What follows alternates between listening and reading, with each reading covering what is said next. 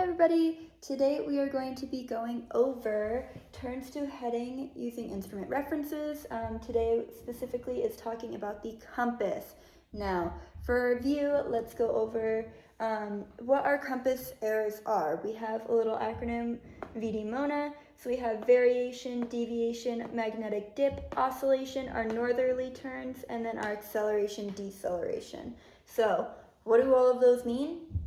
Variation is because of true north and magnetic north being in different places, so we have the isogonic bar to correct.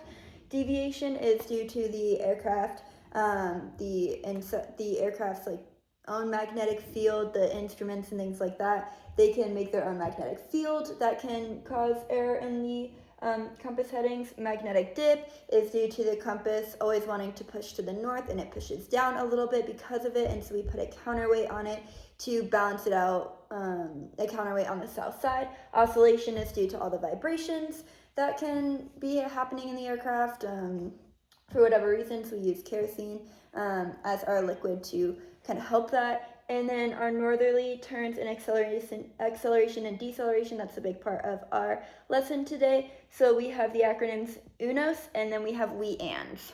So UNOS stands for undershoot north, overshoot south.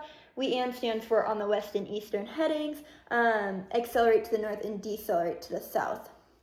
So to talk about this, we are going to have a scenario. So let's say that you are on a trip with your friend and you're going to Palm Springs from Prescott.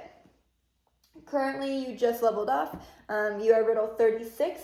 Your current heading is 270 and your altitude is 10,000 feet. You are completely in IFR condition, so you cannot see anything. You're solely on the instruments.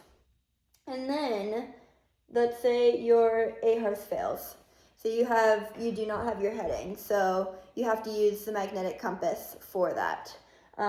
So the first step that you're going to want to do is, what we talk about is contacting ATC. So this is the ACS item for contacting ATC, and it's because you need to contact ATC whenever an emergency happens. If you have a failure of a navigation or communication equipment, you have to contact ATC. We know that in our marvelous VFR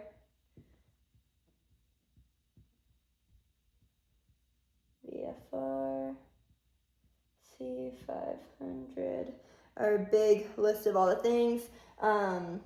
We have navigation and communication failure as one of them that you have to tell ATC about. So how would you tell ATC that you have an AHRS failure? Well, it could go something like this. You would call and say, let's say you're on with LA Center. So you'd say, LA Center, Riddle 36, we're having an AHRS system failure. We are going to continue on course use of our standbys. And then ATC would reply something like, Roger, Riddle 36, let us know if you need anything from us. And you could just say, Roger, Riddle 36, or if you have a request, whatever. That's typically how the communication would go in the event of a failure. So once you've communicated, then you're going to have to get into the, then you're going to have to be using your magnetic compass as the way to watch your heading. So while on your flight, ATC advises you to turn right from 270 to 350. So what would that look like? You're turning right, but because 350 is pretty close to 360, we know undershoot north. So you're going to want to roll out maybe about 30 degrees, so 320 about for a rollout, because that way, because the compass is going to be jumping so far ahead, once you roll out, you'll land where you're actually supposed to be. Then ATC advises you to turn left to 170, and then you'll go back to your 270 eventually. But for that turning to 170, what is that going to look like? So it's going to be a left turn, so it'll come down here. And then with that same acronym, we can draw an arrow to show. With that same acronym, we have overshoot to the south. So 170, that's pretty close to south 180, so we can overshoot it. So we'll keep on going, we'll fly past it to about heading 140 degrees, about 30 degrees as well, and we'll have to level off. So or we'll level off at 140. So we're going to overshoot it, because then it'll catch back up and go back to the original heading. Typically for the north-south headings, you want to do about 30 degrees, and then you can slowly go to 20 as you get further away, and then you can go to 10, and then for the undershoot and the overshoot rollout. So, and then they have you turn back to 270. So that is how we would apply the UNOS to our systems. Then we have our we-ands, which is going to be down here. So ATC then advises you to hold your heading of 270 and then climb to 1,000 feet. Now, what do you do when you climb? You need to add power, and therefore you accelerate. So with this, accelerate north. So when you accelerate and you're on an east-west heading, it's going to want to go to the north. So it's going to show a turn to the north, even though you're not turning. It's going to show a turn to the north, and then they advise you to descend back down to 10,000. So what do? You pull power and you decelerate, and therefore showing that deceleration to the south. So undershoot north, or accelerate north and decelerate to the south. So that's how the compass. Now, when doing all of these, we have some keys to success that we need to remember. The first one is to always contact ATC, to be willing to do what they say, to be open with them in communication, contacting, and just to make sure that you are contacting when you need to. That's a really big thing, and just going over and making sure that you communicate with them on what's going on.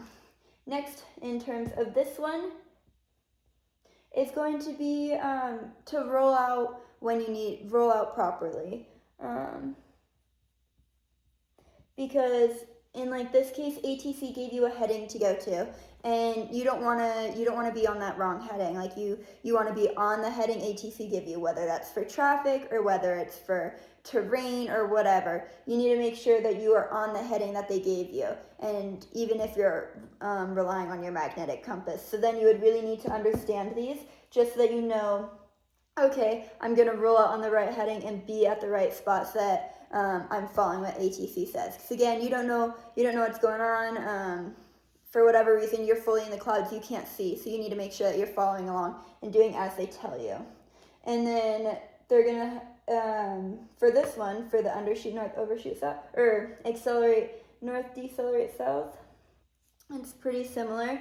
And it's just going to be hold your heading, because in like these cases, you don't want to follow it, because if you accelerate and you're going and you're in your climb, it's going to show to the north. You need to make sure that you're holding the best to your ability what you think 270 actually is, and not following your compass, because then if you follow your compass, then you're going to be off and on the wrong heading, just like this one. And so you need to make sure that you're on your heading, listening to what ATC tells you, or so that you don't get off of your flight plan, because then the more you get further off, the more that you have to correct. So yeah, this one is just going to be our heading, just making sure that we hold it. And same for the deceleration, making sure that if it goes to the south, making sure that, again, you're just holding that heading, staying strong, to not allow for that deviation to happen. And so like I talked about, our references, this one, and then these two references are both about the magnetic compass and flying and system failures. The PHAC chapter 8 is the big chapter, and it talks all about the magnetic compass. It talks about all of these. It talks about our UNOS and our we-ands. It goes into all of that, which is where all this information came from. So in summary, we went over the VD-MONA just as our brief review, and then we got into a scenario that really showed us the different ways that we use the magnetic compass during turns and then during climbs and descents. And then lastly, we went over our keys to success.